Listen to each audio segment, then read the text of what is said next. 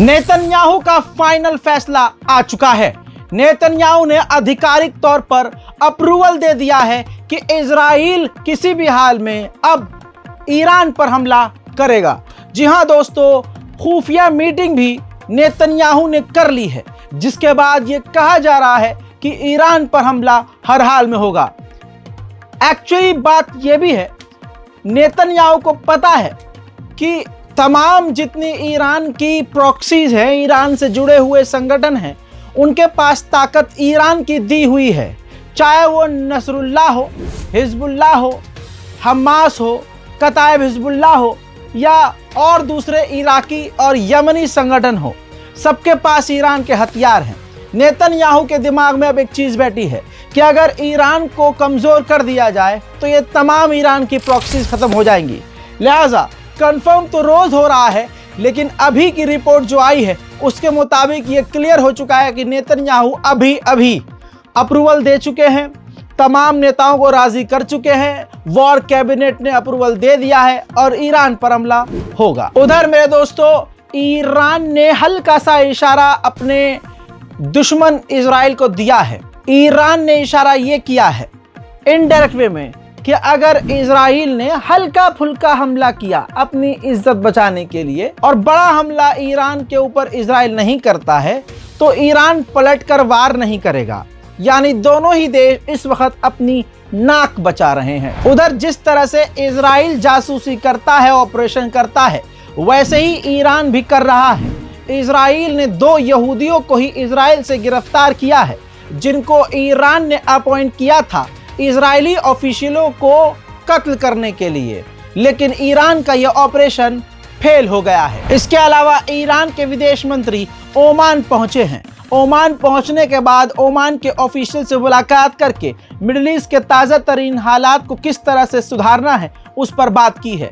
अंदर की बात यह है कि ईरान के विदेश मंत्री पूरे मिडिल ईस्ट का और अरब का दौरा इसलिए कर रहे हैं कि जैसे तैसे कम से कम ये अरब देश और गल्फ देश जो हैं किसी भी तरह से इजराइल का साथ ना दें, और अगर इजराइल का साथ दे तो ईरान के लिए नुकसान वाला काम कोई ना करे। बड़ी बात यह है कि हुथीस के ऑफिशियल ने भी ईरान के विदेश मंत्री से ओमान में मुलाकात की है। उधर ईरान और इजराइल के दोनों के विदेश मंत्रियों से चाइना के विदेश मंत्री ने बात की है और दोनों देशों से मांग की है कि पूरे मिडिल ईस्ट में जो आप लोगों ने बवाल काट रखा है, रायता फैलाया हुआ है, इसको समेटकर सीज फायर हर जगह कर लिया जाए और पूरे इलाके में शांति लाई जाए। हजरात मोहतरम, उधर जर्मनी और बर्तानिया दोनों ने ईरान के ऑयल टैंकरों और ईरान के ऑफिशियल्स पर पाबंदी लगा दी है। वहीं यूरोपीय यूनियन ने बहुत तगड़ा झटका दिया है ईरान को।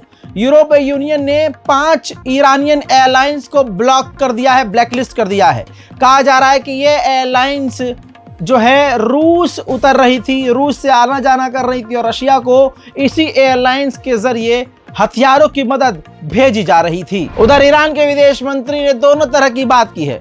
उनका कहना यह है कि हम जंग के लिए भी तैयार हैं और शांति के लिए बात करने के लिए तैयार हैं। इजराइल के हाथ में है कि वो क्या चुनता है। ما برای جنگ آماده هستیم، برای صلح هم آماده هستیم. این موضع قاطع جمهوری اسلامی ایران هست. ما کاملا برای یک وضعیت جنگی آمادگی داریم، از جنگ نمی‌ترسیم، ولی خواهان جنگ نیستیم.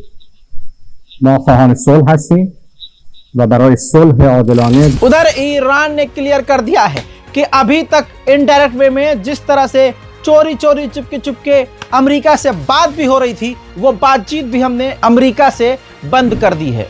در حل مشکلات منطقه کمک بزرگی بوده. در رابطه با ایران و آمریکا هم همواره سعی داشته که نقش مثبتی رو ایفا بکنه در انتقال پیام ها یا در ایجاد کردن زمینه برای مذاکرات. این قبلا اتفاق افتاده. در دولت گذشته هم این وضعیت وجود داشت و روندی به عنوان روند مسقط خب شناخته شده هست، معروف هست که به صورت غیر مستقیم بین ایران و آمریکا تماس‌هایی از طریق عمان برقرار می‌شد.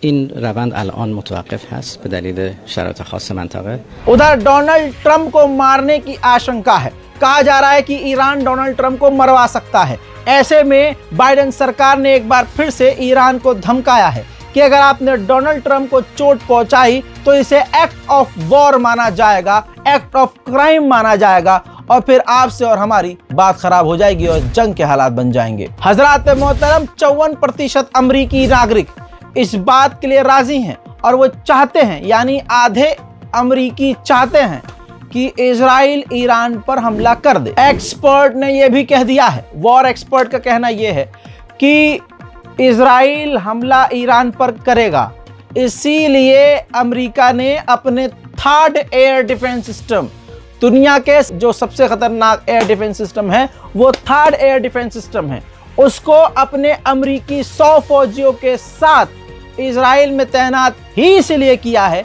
कि जब इजराइल हमला कर दे ईरान पर और फिर ईरान पलट कर वार करे इजराइल पर, तो थर्ड एयर डिफेंस सिस्टम से ईरान के मिसाइलों और हमलों को रोका जा सके। ब्रिगेडियर जनरल अब्बास जो जनाब हसन नसरुल्लाह के साथ उनके बंकर में मारे गए, दोस्तों उनका जनाजा आखिरकार बैरूत से निकाल लिया गया, इराक पहुंचा, इराक में नजफ पहुंचा, करबला पहुंचा और उसके बाद उनका पार्थिव शरीर, उनका जनाजा सीधा ईरान के लिए रवाना हो गया है। पूरा हुजूम, पूरा इलाका, पूरा देश उनके जनाजे में उमड़ आया है।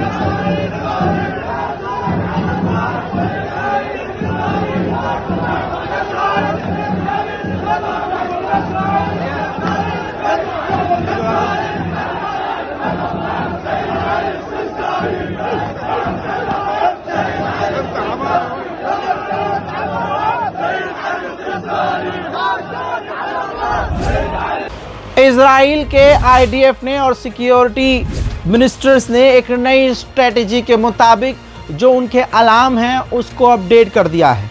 उसमें कुछ आधुनिक ऐसी चीज़ लगा दी है कि अब जो ड्रोन और मिसाइल गाइडेड आ रहे हैं और ड्रोन के अंदर जीपीएस होता है, तो उनके जीपीएस को वो इजराइल के अलार्म डिस्टर्ब कर रहे हैं, जिसकी वजह से कहा जा रहा है कि अब इजराइल पर हमले मुश्किल ही होंगे। लेकिन दूसरा सवाल ये है कि अगर इजराइल के पास ऐसी टेक्नोलॉजी थी तो पहले इसका इस्तेमाल क्यों नहीं किया गया। उधर नेतन्याहू की खुद ही हो गई है।